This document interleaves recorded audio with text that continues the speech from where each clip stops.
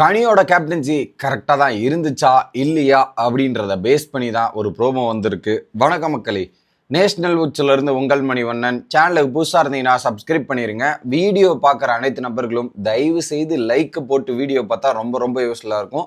கூட அப்படியே ஐப்பும் பண்ணிடுங்க. இப்போ கண்டென்ட்டுக்குள்ளே போயிடலாம். ஸோ கனியின் தலைமை எப்படி இருந்துச்சு அப்படின்றத ஒரு பக்கம் கமருதீனும் இன்னொரு பக்கம் பார்வதி கிட்ட கேட்குறாங்க. ஏன் பர்டிகுலரி அந்த ரெண்டு பேர்கிட்ட மட்டும் கேட்குறாங்க அப்படின்றத பார்த்தீங்கன்னா, அவங்க தான் பயஸ்டா இருந்தார்கள் அப்படின்ற குற்றச்சாட்டை தொடர்ந்து வைத்து கொண்டிருக்கிறார்கள் அப்படின்றத நம்மளால பார்க்க முடிஞ்சுச்சு. ஏன்னா அதுல பார்வதி வந்து பார்த்தீங்கன்னா பல நேரங்களில் பார்வதிக்கு வந்து மைக் போடாத டைம் உடனே பனிஷ்மெண்ட் கொடுத்ததாகவும் இதெல்லாம் நடந்துச்சுலே. அதுதான் கேட்குறாங்க. உடனே கமருதீன் எழுந்து பதில் சொல்றதை மட்டும் கேளுங்களேன். சார், இவங்க ரெண்டு ரோல் பிளே பண்றாங்க, எனக்கே ஆக்சுவலா கன்ஃபியூஸ் ஆகுது. இது ஒரு பதிலா எனக்கு புரியலையே. கேப்டன்சி கனி தலைமையில் வீடு எப்படி இருந்துச்சுன்னு தான் கேட்டாங்க. இப்போ அதுக்கு என்ன, நல்லா இருந்துச்சு, நல்லா இல்லை, ஏன் நல்லா இல்லை, ஏன் நல்லா இருக்கு, இவ்வளவுதான் பதில். நான் இப்போ நல்லா இருந்துச்சுன்னா ஒரு வாரத்தில் நல்லா இருந்துச்சுன்னு சொல்ல போறீங்க. எதுக்கு, எப்படி, எதனால் நல்லா இருந்துச்சுன்னு கேட்டால் அதுக்கு ஒரு ஆன்சரை கொடுத்தா போதும். அது என்ன ரெண்டு ரோல் பிளே பண்றாங்க, எனக்கு ஆக்சுவலா கன்ஃபியூஸ் ஆச்சுன்னு. நிஜமா அவருக்கு புரியுதா புரியலையானே எனக்கு சுத்தமா புரியல மக்களே.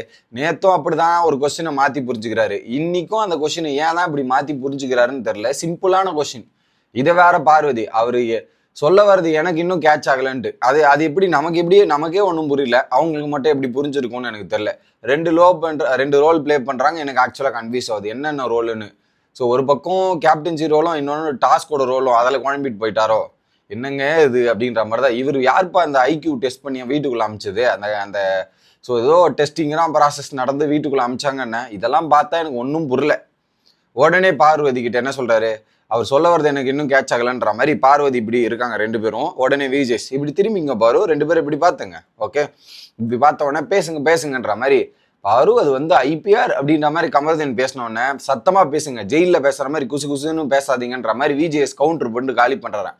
ஏன்னா ஜெயிலில் வந்து இந்த வீட்டுக்குள்ள இருக்கிற அனைத்து கண்டஸ்டன்ஸை பற்றியும் அனைத்து மெம்பர்ஸும் பற்றி பேசிக்கிட்டே இருந்தாங்க, நிறுத்தவே இல்லை. நான் ஸ்டாப்பே நிறுத்தாம பின்னாடி பேசிக்கிட்டே இருந்ததில்ல. அடிச்சுக்க முடியாது பார்வதியை. இது ஒரு பக்கம் கலாச்சிட்டு வெக்கமே இல்லாத வேலையை பார்த்துட்டு வண்டியா வெக்கம் மட்டும் படுறது, எங்க இருந்தா வருது இந்த வெக்கம் அப்படின்ற மாதிரி திரும்ப ஒரு கவுண்டரு. ஆடியன்ஸ் எல்லாம் கைத்தட்டி பயங்கரமா சிரிக்கிறாங்க. வெக்கமே இல்லாத வேலை அப்படின்றது என்னன்னா, பின்னாடி வீட்டில் இருக்கிற அனைத்து கண்டஸ்டன்ஸுமே புறம் பேசினார்கள். ஒவ்வொருத்தரை பத்தியும் இது அந்த ஜெயிலில் உட்காந்து பேசினாங்களா அதான் மீன் பண்றாரு. குசு குசு இது எல்லாத்தையும் மீன் பண்றதுக்கான காரணம் இதுதான், அதுல மாற்றுக்கிறதே இல்லை. அடுத்து என்ன சொல்றாரு, நீங்க வீட்டு தள்ள இருந்தா என்ன பண்ணுவீங்க பாரு, சொல்லுங்க அப்படின்னு கேட்கும்போது, வழக்கமா நீ சொல்றது நான் சொல்லவா, அது என்னுடைய கேம், என் கேமுக்கா, என் கேம் அப்படின்ற மாதிரி பார்வதி சொல்லிட்டு போவாங்கல்ல, அதை ஆக்ட் பண்ணி மெமிக் பண்ணி காட்டுறாரு விஜய் சேதுபதி. பரவாயில்ல, நல்லா தான் இருந்துச்சு. அது பார்க்கறதுக்கு கொஞ்சம் என்டர்டைன்மெண்ட் ப்ரோமோவா இருந்துச்சு. போன வாரமும் பார்த்தீங்கன்னா அந்த கானா வினோத் மற்றும் வினோத்தோட காம்பினேஷன் ப்ரோமோ போட்டிருந்தாங்க. இந்த வாரம் விஜேஎஸ் பார்வதி மற்றும் கமருதீனை வச்சு ஃபன்லி சைடில் வச்சு பண்ற மாதிரி ஒரு ப்ரோமோ இருக்கு அப்படின்றது பார்க்க முடியுது.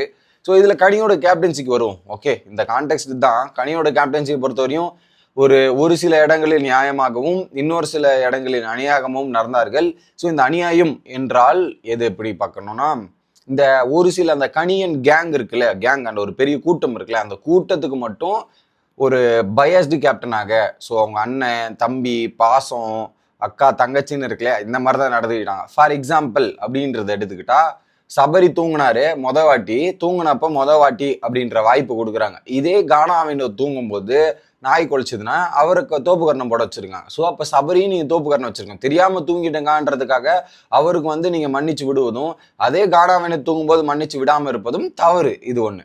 அடுத்து எஃப்ஜே இருக்கார்ல, அந்த எஃப்ஜே அவர்கள் வந்து பல டைம் கிட்டத்தட்ட இந்த வீட்டில் அதிகமாக நாய் குலைச்சது எந்த ஒரு கண்டஸ்டன்ஸுக்காகனா அது எஃப்ஜே தான். எனக்கு தெரிஞ்சு ஒரே நாளில் ஒரு 6-7 வாட்டி குலைச்சிருக்கு. அந்த 6-7 வாட்டியில் ஒரு வாட்டி கூட பனிஷ்மெண்ட்டே கொடுக்கல கனி அப்படின்றது யதார்த்தம். அப்படிதான், ஒரு வாட்டி கூட கொடுக்கல. இதே வேற வேணா தூங்கினா மட்டும் முதல்ல போய் நின்றுருது. ஏன் மைக்கு கூட, அந்த மைக் அனௌன்ஸ்மெண்ட் பிக் பாஸ் சொன்னோடனே பார்வதிக்கும் கனிக்கும் எவ்வளவு சண்டை வந்திருக்கும், அப்போ கூட நம்ம என்ன சொல்லியிருப்போம், ஒரு பக்கம் கனி நியாயமா தான் பண்ணியிருக்காங்க, நியாயத்தின் பண்ணி தான் நின்று இருக்காங்க, பார்வதி தான் ரொம்ப தப்புன்னு சொல்லியிருப்போம். ஆனா இன்னொரு நாள் பிக் பாஸ் கிட்ட மைக் அனௌன்ஸ்மெண்ட் வந்தோடனே கண்டுக்கிறதே இல்லை எஃப்ஜேவை, அப்படியே விட்டு வேடிக்கை பார்த்துட்டு போறது. அதுக்கப்புறம் கூப்பிட்டு வச்சு கேட்டோன்னே பனிஷ்மெண்ட் கொடுங்கன்னும் போது அதுக்கப்புறம் அவன் இல்லை நீ பேட்டரி வரலன்னு சொல்றான். அப்புறம் கனி வந்து திரும்ப போடணுன்றதுக்கு அப்புறம் தான் பனிஷ்மெண்ட் போடுறாங்க. அது உங்களுக்கா தோணி இருக்கணுமா வேணாவா, இதுனா பார்வதி மைக் கேட்டா போட மாட்டீங்கன்ற மாதிரி மொத்தத்தையும் போய் செலுத்துறதும், அதே எஃப்ஜே போய் பண்ணும் போது மட்டும் எதுவுமே கேட்காம வர்றதும் எந்த விதத்தில் நியாயம் ஐயா? ஸோ நீங்க ஒரு கேப்டனாக இருந்தால் அன்பு, பாசம், இந்த அன்பு ஜெயிக்குமா அப்படின்ற மாதிரி ஓரம் வச்சுட்டு அதெல்லாத்தையும் நீங்க கேமை விளையாடி இருக்கணும், உங்க கேப்டன்சி கேமு. ஸோ உங்களோட கேப்டன்சி பயஸ்ட் என்று அழைக்கப்படும் என்றால் அது உங்களுடைய கூட்டத்தினுக்கு நீங்க பண்ண ஃபேவரிசமால் மட்டுமே இப்படி இருக்கும். அதை தான் ஒரு சில டிசிஷன்லாம் கரெக்டாக எடுத்துனீங்க, நான் எப்படி பேசுனீங்க அப்படின்றதுல மாற்றுக்கிறது இல்லை. ஏன் கேமு கூட ஸ்டாப் ஆகாமல் நிறுத்தி வைக்காம மூவ் பண்ணதும் அது உங்களோட திறமை தான், தைரியமாக பண்ணி தான், அதில் மாற்றுக்கிறது இல்லை. பட் அந்த குரூப்புக்கு ஃபேவரிசம் பண்ணீங்க அப்படின்றது உண்மை. அதுக்கு ஒரு அப்ரிசியேஷனும் கிடைக்கும், அதுக்கு ஒரு தரமான ரோஸ்ட்டும் கிடைக்கும் அப்படின்றத சொல்லிட்டு வீடியோ முடிக்கிறேன். Bye guys.